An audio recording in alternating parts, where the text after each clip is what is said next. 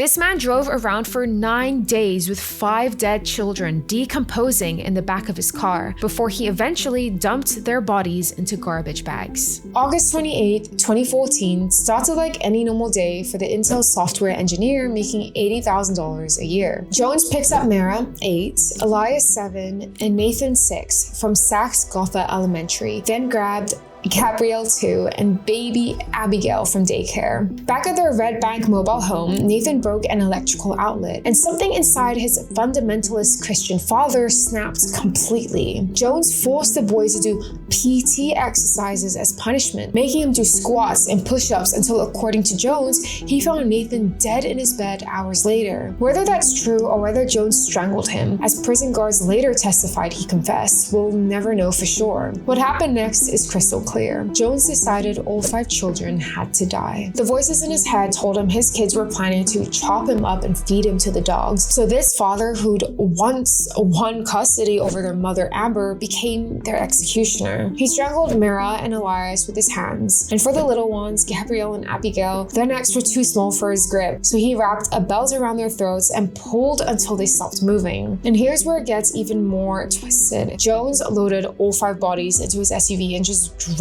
For 9 days, he cruised around with his dead children under blankets in the back, and the stench of decomposition filling the vehicle. He bought saws and acid, planning to dismember them, but couldn't bring himself to do it, so instead, he dumps them in garbage bags off a dirt road near Camden, Alabama. Meanwhile, Amber was calling frantically. The school was calling, his boss at Intel was calling. On September 6, Mississippi cops stopped him at a routine checkpoint and smelled death in his car. They found blood, maggots, and synthetic marijuana. Jones confessed and led them to the bodies, and the really sickening part, social services had investigated Jones multiple times. They knew he was overwhelmed, that the trailer was filthy, and he was abusing those kids, and they did nothing but file safety plans. Amber just won a $1.5 million settlement from the state for failing to protect her babies. At trial, Jones claimed insanity, said he was schizophrenic, heard voices, couldn't tell right from wrong. The jury didn't buy it though. 5 counts of murder.